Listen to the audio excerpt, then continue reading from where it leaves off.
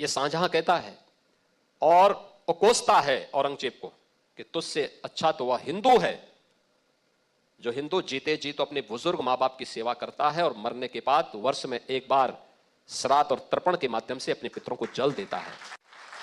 तो जैसे कमबख्त ने तो मुझे एक एक बूंद जल के लिए तरसाया है। कहते हैं जब उसने आगरा के किले में कैद करके रखा था शाहजहां को, एक मिट्टी के छोटे से घड़े में 24 घंटे के लिए जल मिलता था। तड़प तड़प करके उसकी मौत हो गई। औरंगजेब वही व्यक्ति है जिसने अपने भाई को कत्लेआम किया था।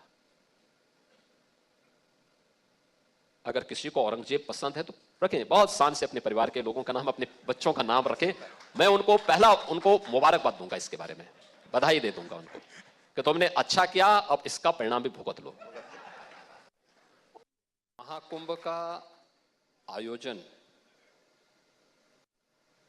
दुनिया को भारत की सामर्थ्य और सनातन धर्म के वास्तविक स्वरूप को प्रस्तुत करने का और देश के अंदर उत्तर प्रदेश के बारे में जो एक धारणा थी उस धारणा को बदलने का हम एक माध्यम मानते हैं। और इन दोनों में हम लोग सफल रहे हैं।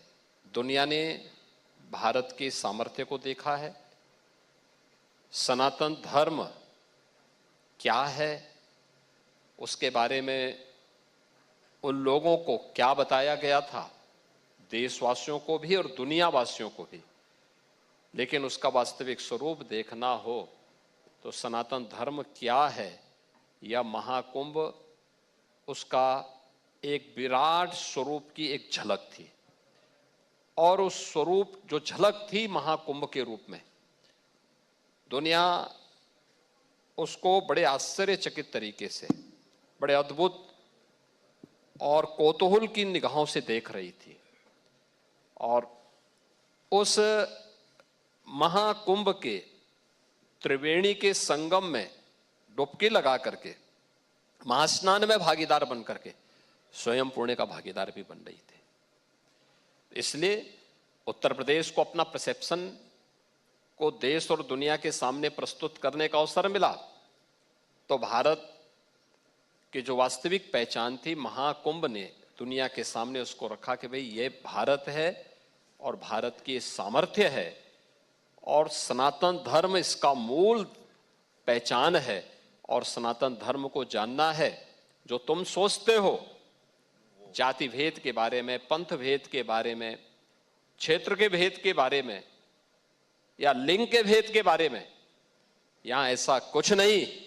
एक त्रिवेणी का महासंगम में आप सबको एक साथ डुबकी लगाते हुए देख सकते हैं। और यही एक भारत श्रेष्ठ भारत का वास्तविक रूप है और यही सनातन धर्म का विराट दर्शन भी है। तो दुनिया मुझे कुछ भी सोचे मेरे बारे में, ये सच है, मैंने भगवत बाना धारण किया, ये मेरी पहचान है, हमारे सनातन की पहचान भी है। तो मुझे तो इस पे गौरव की अनुभूति होती है और एक दिन पूरी दुनिया पहने की देखना। बुलेटिन में रुकेंगे एक छोटे से ब्रेक के लिए, जल्द हाजिर होंगे कुछ और बड़ी खबरों के साथ। आप बने रहिएगा हमारे साथ।